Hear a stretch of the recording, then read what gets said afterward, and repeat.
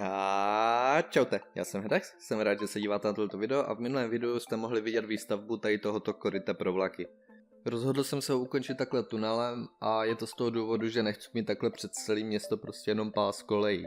Nebojte, je sice zaslepený, ale nebude celou dobu, jo, prostě až udělám zase někde nějaký tunel, druhý, tak celou tu trať propojím, jo, i na druhý konec, ať se s tím může normálně jako kdyby projet. Samostatné video jsem z toho nedělal, protože mi to nepřipadá nějak extra zajímavý, ale stavbu toho tunelu můžete sledovat tady vlevo nahoře v telce. To je co se týče novinek nejspíš všechno. Jo, ještě počkat, ještě jste si mohli všimnout, že se změnila barva silnice. To je z toho důvodu, že v minulém videu jsem ji dělal z černé terakoty a jak jsem začal dělat tady tento kopec, tak ty skoky by prostě byly moc velký, jo, a terakota nemá půl blok, takže jsem to takhle změnil. To je tedy na tohleto úvodní okecávání už vážně všechno a my se konečně můžeme vrhnout do stavby toho nejpodstatnějšího v dnešním videu. A to je stavba tady tyhle středověké městské brány, jo? To je prostě takového toho nejhlavnějšího vstupu do města ve středověku. Nejspíš se asi ptáte, proč jsem se rozhodl stavět tuhletu bránu právě z vlny. Je to z toho důvodu, že ta vlna nebude finální. Jo? Je to pro mě jenom čistě pomocný blok. Je to z toho důvodu, že kdybych rovnou stavil třeba z cobblestoneu, nebo ze stoneu, tak kvůli jejich textuře bych si nemusel všimnout nějakých určitých detailů, že mi někde něco nesedí a podobně. Proto využívám právě že třeba tady vlnu, protože má úplně minimální texturu a každý jináčí blok není jde úplně nádherně vidět. Ale nebojte, jak jsem říkal na začátku, vlna je jenom pro mě čistě pomocný blok, takže ve finále, až bude celá stavba hotová, tak se přemaskuje pomocí Word Editu.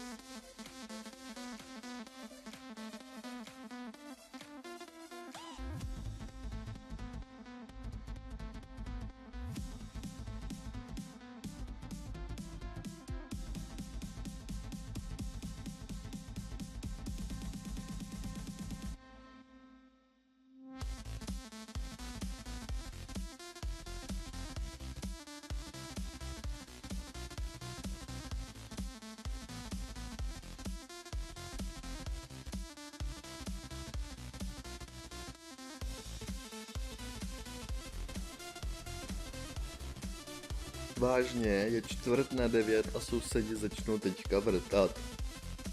Nejčístovka, víte, jaká je nevýhoda, když se nastěhujete do úplně nového baráku? Už první 3 měsíce neslyšíte absolutně nic jiného než vrtání, bouchání, klepání, mlácení s dveřma. Bože, ať už to skončí. No nic, zpátky k videu.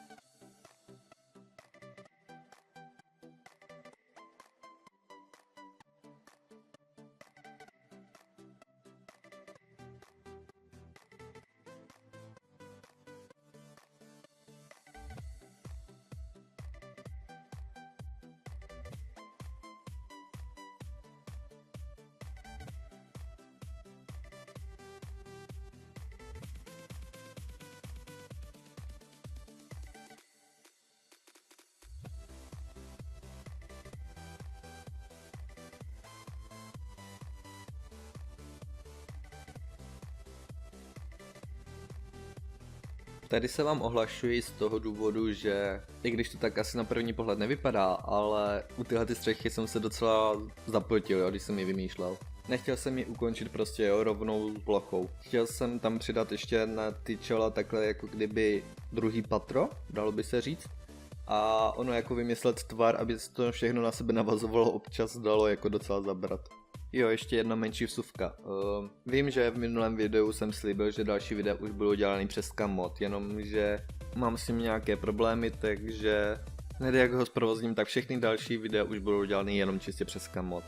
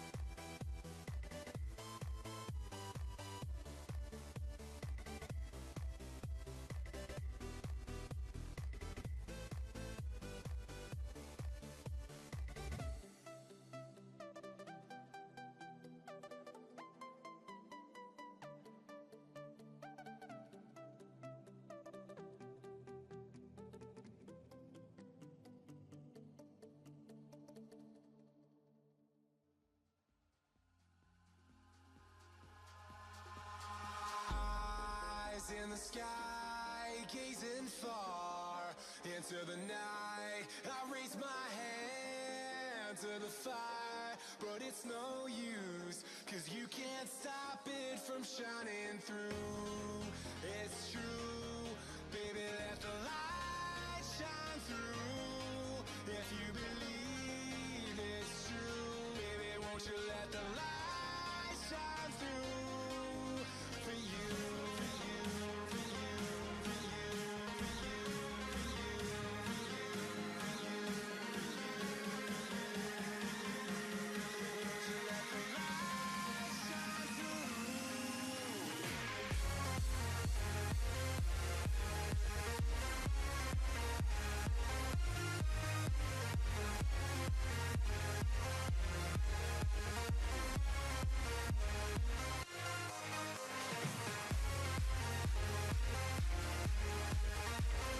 Při stavbě ty městské brány jsem se rozhodl, že je blbost, aby stála takhle osamocená a rozhodl jsem se, že ji teda přidám ještě takhle hradby. Nebudou sice nějak dlouhé, budou to spíš jako zbytky hradeb, jo, takhle pobořené. Prostě taková ta turistická atrakce.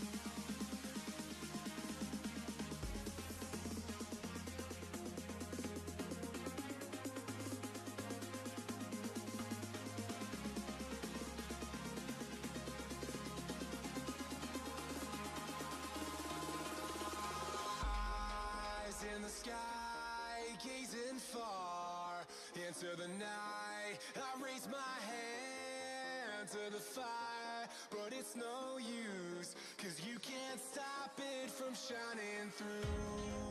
It's true, baby, let the light shine through. If you believe it's true, baby, won't you let the light shine through for you, for you, for you, for you, for you, for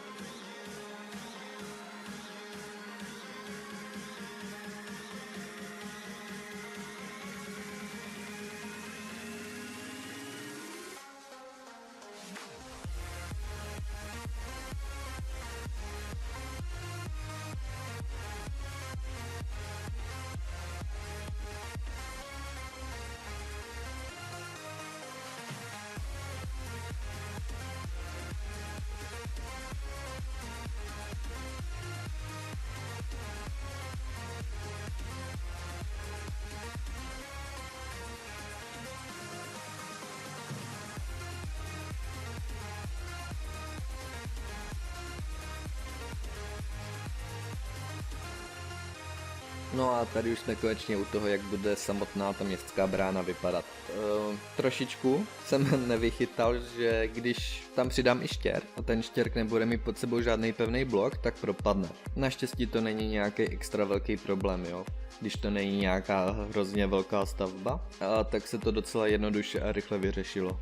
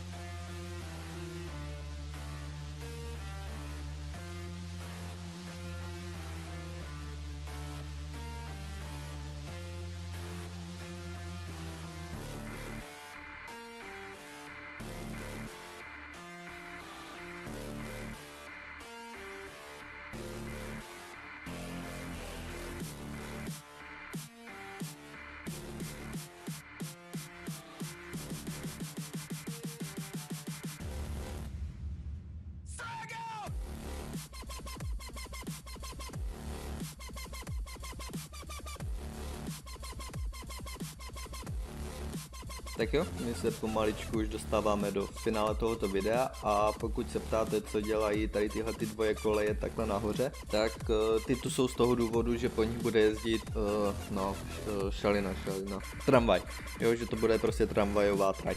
Ještě jednou, taková jedna menší vsuvka. Jak jsem říkal, že ty hradby budou spíš takové to turistické místo, jo, taková ta turistická atrakce, tak tady musíme udělat takovou jednu menší zábranu, jo, aby nám tu turisti neskákali jako z těch hradeb. Plus přidat ještě dveře, aby jsme se tam měli vůbec jak dostat.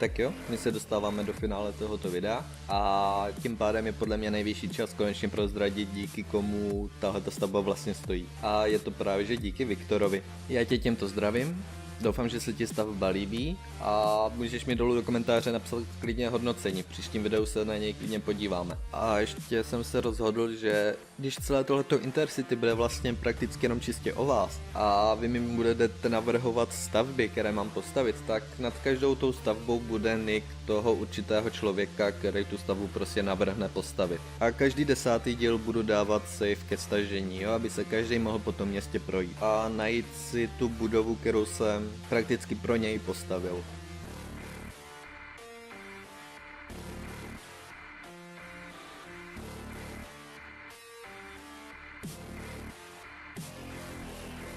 Tak jo, my jsme u finále tohoto videa. Budu rád, když mě podpoříš lajkem, komentářem, odběrem. A pokud i ty chceš, abych postavil přímo pro tebe nějakou budovu v Intercity, tak není nic jednoduššího, než napsat dolů do komentáře, co mám postavit a já něco vyberu. Tak jo, a jelikož tohoto video už má skoro 18 minut, tak já už řeknu jenom čus.